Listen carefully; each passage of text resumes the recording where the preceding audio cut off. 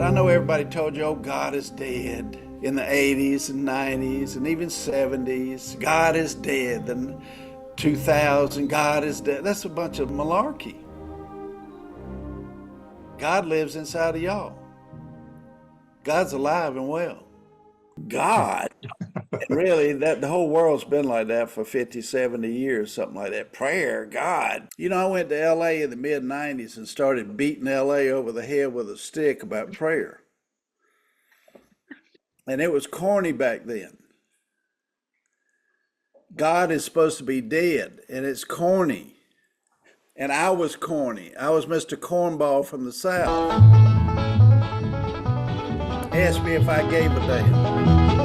I didn't care. Take him with a grain of salt. I know what's real. I know what works, and I'm gonna beat you over the head with it. It's basically the connection with God. If you learn how to speak to God effectively, that's when you get somewhere.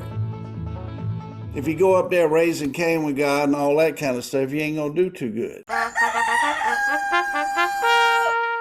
God, based on our recent discoveries, we don't need you anymore. Yes, we have dived deep into matter and found the basis of matter and energy. Our science has freed humanity from your dark superstitions, and finally we have discovered the secret and key to life. Really? Yes, really. DNA is unraveled. We can manipulate the bonds and make cellular organisms. Congratulations. You are redundant. We can create life. We too can create man from clay. Get your own damn clay. So many humans are too proud to talk about God. We don't want to talk about God. We don't want to think about God. You know, back in the 90s, in the 80s, when I go to LA and I talk about God, people look at me cross-eyed. But guess what? Doesn't matter. Let's make some miracles today. What do you do to make miracles? You pray. Talk to God. Then you get your miracles. You know, in years gone by, prayer wasn't so popular.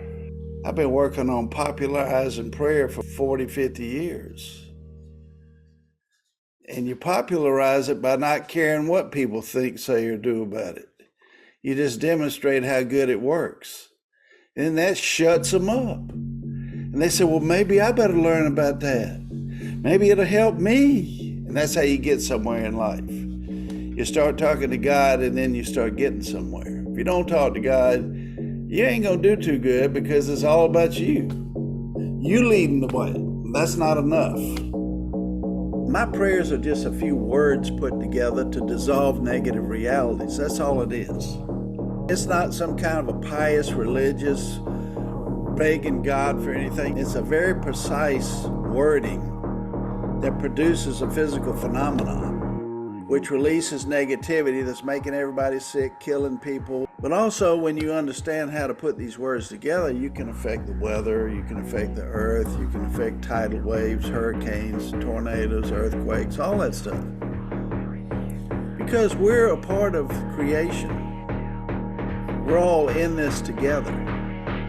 We're in this with the hurricanes and with the earthquakes. We're in here with it all.